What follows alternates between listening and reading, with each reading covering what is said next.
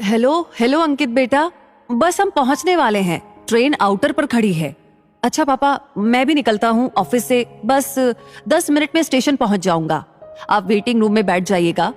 ये कहकर अंकित ने फोन काट दिया।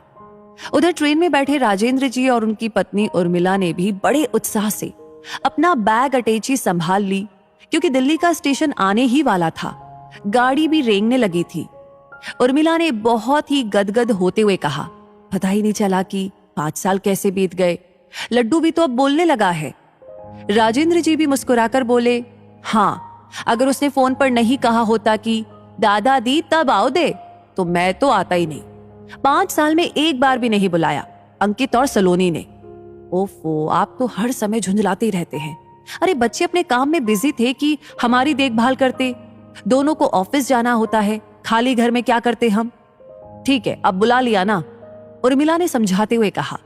अच्छा सुनिए, उनके फंक्शन में कुछ भी हो ज्यादा टेंशन मत करना। दिल्ली का सिस्टम अलग है।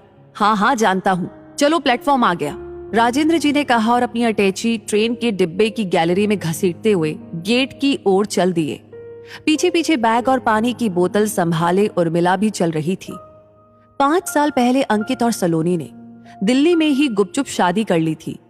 राजेंद्र जी और उर्मिला को जब पता लगा तो वो बहुत नाराज हुए। अब 5 साल के बाद जब उनका बेटा लड्डू 2 साल का हो गया तो उसके जन्मदिन पर एक ग्रैंड पार्टी का आयोजन दिल्ली के एक बड़े होटल में किया जा रहा है। बहुत मनाया, कई बार दोनों ने सॉरी बोला। तब कहीं जाकर राजेंद्र जी और उर्मिला ने पार्टी में दिल्ली आने का मन बनाया। लेकिन पक्का निर्णय उस समय लिया जब 2 साल के नन्हे लड्डू ने अपनी तोतली जबान में दादा दादी को इनवाइट किया और सारे गिले शिकवे भुलाकर दोनों ने रिजर्वेशन करवा लिया। राजेंद्र जी ने उर्मिला को हाथ पकड़कर प्लेटफॉर्म पर उतारा और अंकित को फोन करने लगे। बेटा, हम प्लेटफॉर्म पर आ चुके हैं, तुम कितनी देर में आ पहुंच रहे हो? ओ पापा, बस आधा घंटा लगेगा। आप वेटिंग रूम में बैठिए, चाय वाय पीजिए, मैं ऑफिस से निकलता हूँ, अंकित ने उत्तर दिया। तुम अभी तक ऑफिस से निकले ही नहीं हो, तुम तो कह रहे थे कि 10 मिनट में। राजेंद्र जी को झुंझलाहट आ रही थी। अरे पापा, एक इम्पोर्टेंट फाइल साइन करनी थी, बस निकल ही रहा हूँ 20-25 मिनट में, ये कहकर अंकित ने फोन काट दिया। राजेंद्र जी बड़बड़ाते हुए वेटिंग रूम की ओर चलने लगे। अभी तक जनाब ऑफिस से निकले ही नहीं हैं, अभी आधा घंटा लगेगा, पहुंचेंगे करीब 1-1.5 घंटे में, हद होती है। ओफो, आप क्यों बड़बड़ा रहे हो? आ जाएगा, काम कर रहा है, घूम तो नहीं रहा, उर्मिला ने कहा। तुम्हारी इसी आदत से मुझे चिढ़ है, हमेशा अंकित का पक्ष लेती हो। अरे जब उसे मालूम था कि हम आज आ रहे हैं तो क्या गाड़ी नहीं भेज सकता था स्टेशन पर? और फिर जब पार्टी आज है तो 1 दिन की छुट्टी भी ली जा सकती थी। राजेंद्र जी बोले, छुट्टी की क्या जरूरत है, पार्टी तो होटल में है, सब कुछ तैयार करना तो होटल वालों का काम है, हमें क्या, हम तो पैसा लेकर पहुंच जाए बस। उर्मिला जी ने शांति से पुल पर चढ़ते हुए कहा, बस माँ बाप रिश्तेदार सबको चूल्हे में झोंको। और राजेंद्र जी ने झुंझलाते हुए कहा, अच्छा बस करो, किधर जाना है? उर्मिला जी ने बात काटी, इधर चलो, प्लेटफॉर्म एक इधर है, वेटिंग रूम भी इधर ही है। राजेंद्र जी सूटकेस को घसीटते हुए बढ़ने लगे। वेटिंग रूम में आकर हाथ मुंह धोकर दोनों ने 1-1 कप चाय पी। लगभग आधा घंटा बीतने के बाद राजेंद्र जी ने फिर से अंकित को फोन किया। हेलो, कहाँ पर हो? बस पापा अभी पहुंचा, ऑफिस से निकल चुका हूँ, जरा होटल में कुछ एडवांस देकर स्टेशन पहुंच रहा हूँ, अंकित का जवाब था।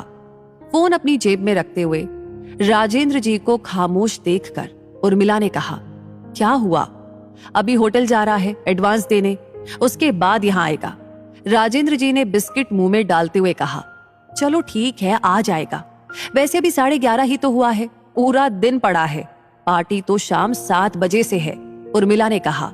लगभग 1 बज चुका था। दोनों बैठे बैठे ऊँघने लगे थे कि राजेंद्र जी ने फिर से अंकित को फोन किया। बहुत देर तक घंटी बजती रही और कोई उत्तर न मिला। 2-3 बार फोन करने पर भी जब कोई उत्तर नहीं मिला तो राजेंद्र जी झल्लाते हुए बोले, अब फोन नहीं उठा रहा है। उर्मिला ने राजेंद्र जी को समझाया, क्यों गुस्सा कर रहे हैं, ट्रैफिक में फंसा होगा, गाड़ी चलाए कि फोन उठाए? आधे घंटे में आ रहा हूं बोला था और 1.5 घंटा हो चुका है, ये क्या तरीका है? राजेंद्र जी के चेहरे पर अभी भी गुस्से के भाव थे। दिल्ली का ट्रैफिक मालूम है ना, खामखा नाराज हो रहे हैं आप। आ जाएगा, उर्मिला ने कहा ही था कि फोन की घंटी बज उठी। राजेंद्र जी ने झट से फोन उठाया। हेलो, हाँ, कहाँ पर हो? अंकित ने उत्तर दिया, अरे पापा सॉरी, मैं जाम में फंसा हूँ, पता नहीं कितनी देर लगेगी। मैं सलोनी को फोन करता हूँ, वो आपको लेने आ जाएगी। उसका ऑफिस स्टेशन के पास ही है। जब उसका ऑफिस पास है तो पहले नहीं कर सकता था? ठीक है करो, हम भी बैठे बैठे थक गए हैं, राजेंद्र जी ने कहा और फिर उर्मिला जी के पास आकर बेंच पर बैठ गए। प्रतीक्षा करते करते 1 घंटा और बीत गया। लगभग 2 बज चुके थे। भूख भी लगने लगी थी और धैर्य भी साथ छोड़ रहा था। झुंझलाते हुए राजेंद्र जी ने कहा, क्या तमाशा लगा रखा है? ऑफिस पास है तो अभी तक नहीं आ पाई देवी जी? अच्छा बेवकूफ बनाया, ये बड़े शहर वाले भी ना। अरे हमें पता भी नहीं बताया, वरना हम खुद ही पहुंच जाते। आप बहुत जल्दी नाराज हो जाते हैं। अपना काम एकदम छोड़कर कोई कैसे आ सकता है? आ जाएगी, वैसे भी पहली बार उसे देखेंगे। अब तक तो केवल फोटो में ही तो देखा है। अच्छा अब कुछ खा लीजिए। ये कहते हुए उर्मिला ने पूड़ी, आलू और अचार डिस्पोजेबल प्लेट में लगाया और प्लेट राजेंद्र जी के सामने बढ़ा दी। भूख जोरों की लग रही थी तो सब कुछ भूलकर राजेंद्र जी ने पूड़ी आलू खाए, पानी पिया और एक चाय का ऑर्डर देकर फिर इंतजार करने लगे। 2:45 बज चुके थे पर अभी तक कोई भी नहीं आया था। राजेंद्र जी ने फिर से फोन किया तो अंकित ने कहा, अरे पापा, मैं तो समझ रहा था कि सलोनी आपको लेकर आई होगी। मैं तो बड़ी मुश्किल से जाम से निकलकर घर की तरफ जा रहा हूँ। मैं अभी सलोनी से बात करता हूँ। फोन कट गया। राजेंद्र जी एकदम शांत होकर बैठ गए। उर्मिला बेंच पर पैर पसार चुकी थी। लगभग 20 मिनट के बाद फिर अंकित का फोन आया। हेलो पापा जी, सलोनी पहुंच रही है अभी, आप इंक्वायरी ऑफिस पर पहुंच जाइए। राजेंद्र जी ने झटपट उर्मिला को उठाया और अपनी अटैची, बैग आदि संभालते हुए इंक्वायरी ऑफिस पर पहुंच गए। लगभग आधा घंटा तक खड़े खड़े थकने के बाद पास ही पड़ी बेंच पर बैठ गए और घड़ी देखते हुए बोले, लो 3:30 बज गया और अभी तक हमारी सूद नहीं आई इन लोगों को। तुम्हें क्या हुआ? Are you okay? Urmila ji के चेहरे की ओर देखकर राजेंद्र जी बोले, पता नहीं क्यों एकदम से पेट और सिर में दर्द होने लगा। उर्मिला ने दर्द के कारण मुंह बिगाड़ते हुए कहा, अच्छा चलो वेटिंग रूम में चलो, वहीं पर लेट जाना। जब सलोनी आएगी तो यही बुला लूंगा। अरे उसका नंबर तो पूछा ही नहीं अंकित से, राजेंद्र जी ने कहा और दोनों वेटिंग रूम लौट आए। उर्मिला को बेंच पर लिटाना चाहा लेकिन तब तक अन्य यात्री आकर बैठ चुके थे, अतः केवल बैठने का ही स्थान शेष था जिस पर उर्मिला बैठ गई। राजेंद्र जी ने सलोनी का फोन नंबर पूछने के लिए अंकित को कई बार फोन लगाया लेकिन फोन नॉट रीचेबल बताता रहा। थककर वो भी एक कोने में बैठ गए। शाम के 4:30 बज चुके थे। उर्मिला के चेहरे से पता लग रहा था कि उनकी तकलीफ बढ़ रही है। अब राजेंद्र जी परेशान हो रहे थे।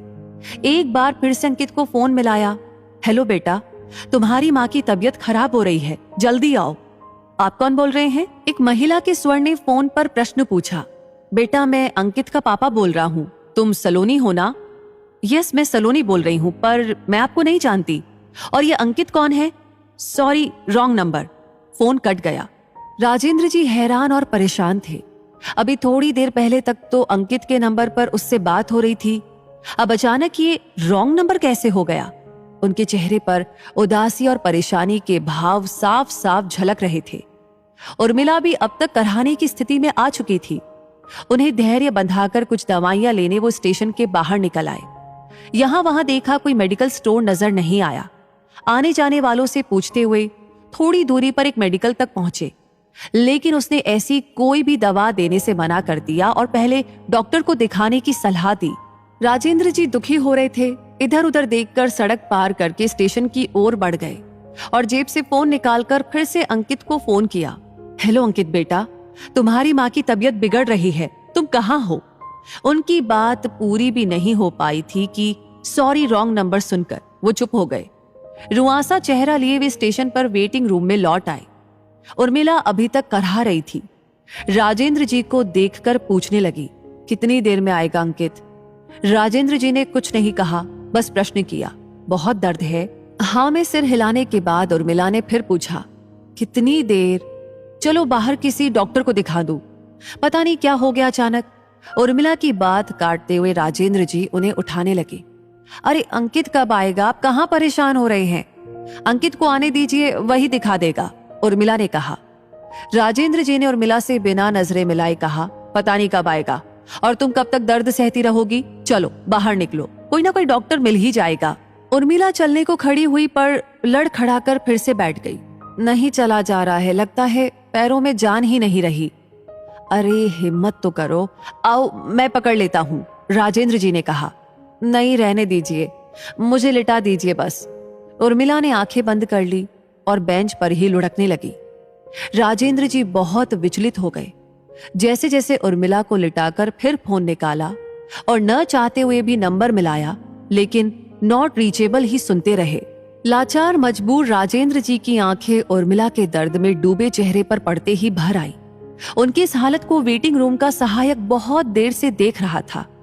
वे रुमाल से अपनी आंखें पोंछ ही रहे थे कि वो उनके पास आकर बोला, क्या हुआ अंकल, कोई परेशानी? राजेंद्र जी ने गीली आंखें लिए भर्राए गले से सारा हाल कह सुनाया। सहायक बोला, अरे अंकल, आप किस चक्कर में पड़े हैं? ये दिल्ली है, आपका बेटा और बहू कोई आपको लेने आने वाला नहीं है। आप मेरी सलाह मानो, पहले आंटी को डॉक्टर को दिखाओ और फिर गाड़ी में बैठकर वापस घर चले जाओ। ये दिल्ली जितनी बड़ी है, यहाँ लोगों के दिल उतने ही छोटे हैं। रुकिए, मैं अभी डॉक्टर को बुलाकर लाता हूँ। सहायक चला गया। राजेंद्र जी उसकी बातों को याद करके सोचते हुए उर्मिला के चेहरे की तरफ देखते रहे। लगभग 10 मिनट के बाद वो सहायक डॉक्टर को साथ लेकर लौटा। डॉक्टर ने चेकअप किया और कुछ दवाइयां लिखकर राजेंद्र जी को पर्चा पकड़ा दिया। राजेंद्र जी ने डॉक्टर से फीस पूछी, लेकिन डॉक्टर ने ये कहकर मना कर दिया कि आप मेरे माता पिता की तरह हैं, आपसे कैसे फीस? आप जल्दी मेरे साथ चलकर दवाइयां ले लीजिए, मेरा मेडिकल स्टोर भी यहीं पास में है। राजेंद्र जी डॉक्टर के पीछे जाने को उठे, तभी सहायक ने कहा, अंकल आप आंटी के पास बैठिए, मैं दवाइयां लेकर आता हूँ। डॉक्टर और सहायक को जाता हुआ देखकर राजेंद्र जी को आश्चर्य हो रहा था कि शहर में जहां अपने भी बेगानों जैसे हो गए हैं, ये बेगाने लोग मेरी मदद कर रहे हैं। राजेंद्र जी उर्मिला के पास बैठ गए। लगभग 15-20 मिनट के बाद सहायक लौटा और उसने दवाइयां राजेंद्र जी को दे दी। राजेंद्र जी ने उर्मिला को उठाया और दवाइयां दी। सहायक अभी तक पास में खड़ा था। उसने राजेंद्र जी से कहा, अंकल आप बरेली से आए हैं ना? हाँ, आज सुबह ही तो। राजेंद्र जी अपनी बात पूरी नहीं कर पाई कि सहायक ने कहा, जी मैंने देखा था अंकल, वही गाड़ी अभी 1 घंटे बाद इसी प्लेटफॉर्म से वापस जाएगी। अगर आप मेरी सलाह माने तो वापस चले जाइए, क्योंकि आपको लेने यहाँ पर कोई नहीं आएगा। अभी 4 दिन पहले ही आप ही की तरह एक अंकल आंटी पंजाब से आए थे। इसी वेटिंग रूम में 2 दिनों तक अपने बेटे का इंतजार करते रहे, लेकिन वो नहीं आया और अंत में उन्हें भी वापस जाना पड़ा। वैसे अगर आप चाहे तो मुझे अपने बेटे का पता बता दीजिए, मैं आपको आपके बेटे के पास पहुंचा दूंगा। वो बात पूरी नहीं कर पाया था कि राजेंद्र जी ने जेब से 500 का नोट निकालकर उसकी ओर बढ़ाते हुए कहा, लो बेटे, दवाई के पैसे ले लेना और हम दोनों का वापसी का टिकट भी ले लेना। नोट लेकर सहायक चला गया। उर्मिला को दवाई से आराम मिलने लगा था। बरेली की ओर वापस जाने वाली ट्रेन भी प्लेटफॉर्म पर लग रही थी। टिकट लाकर और ट्रेन में आराम से बैठाकर सहायक ने कुछ बिस्किट, नमकीन, जूस के पैकेट और फल उर्मिला जी को दे दिए और उनके पास बैठकर अपने परिवार की बातें करने लगा। गाड़ी का सिग्नल हो चुका था। सहायक ने दोनों को उनकी यात्रा के लिए शुभकामनाएं दी और उनके पैर छूकर वहां से चला गया। गाड़ी भी प्लेटफॉर्म से धीरे धीरे आगे बढ़ने लगी कि तभी फोन की घंटी सुनकर राजेंद्र जी ने फोन उठा लिया। हेलो पापा, आप कहाँ हैं? अंकित फोन पर पूछ रहा था। सॉरी, रॉन्ग नंबर, ये कहकर राजेंद्र जी ने बंद कर दिया और खिड़की से बाहर तेजी से पास होते हुए स्टेशन को देखने लगे। तो दोस्तों, आपकी इस कहानी के बारे में क्या राय है, हमें जरूर बताइएगा कमेंट सेक्शन में लिख करके।